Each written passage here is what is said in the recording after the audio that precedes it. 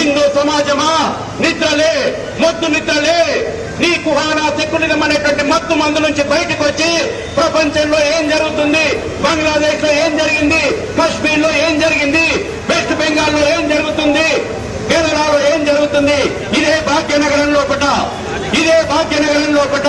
15 నిమిషాలు టైం ఇస్తే హిందువులను ఊచకొత్తగొస్తాడినటువంటి దుర్మార్గులు, దౌర్భాగ్యుల వల్ల యథేచ్ఛగా ఆంబోతులు లెక్క జరుగుతూ ఉన్నారు.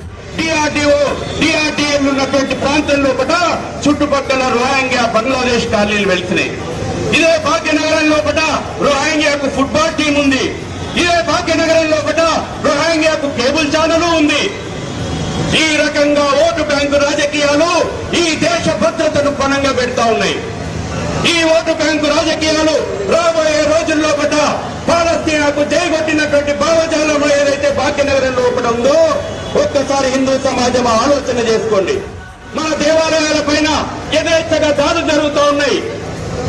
గడిచిన 2 నెలలుగా బంగ్లాదేశ్ లోనే కాదు భాగ్యనగరంలో కూడా యథేచ్ఛగా దేవాలయాల ధ్వంసం జరుగుతున్నాయి. సంఘటన జరిగినటువంటి ప్రతిసారి పిచ్చోళ్ల పని అంటున్నారే. ఒక్క సంఘటన మీద కూడా మీరు ఎందుకు చర్య తీసుకోలేదు? నేను అడుగుతున్నా. అవును, ఆవి పిచ్చోళ్ల పని, ఇది మత పిచ్చిగాళ్ల పని. ఆ మత పిచ్చిగాళ్ళు ఎక్కడి నుంచి వస్తున్నారు? ఆ మత పిచ్చిగాళ్లను ఎవరు తయారు చేస్తున్నారు? ఆ మతోన్మాదం ఎక్కడ తయారు చేస్తున్నది?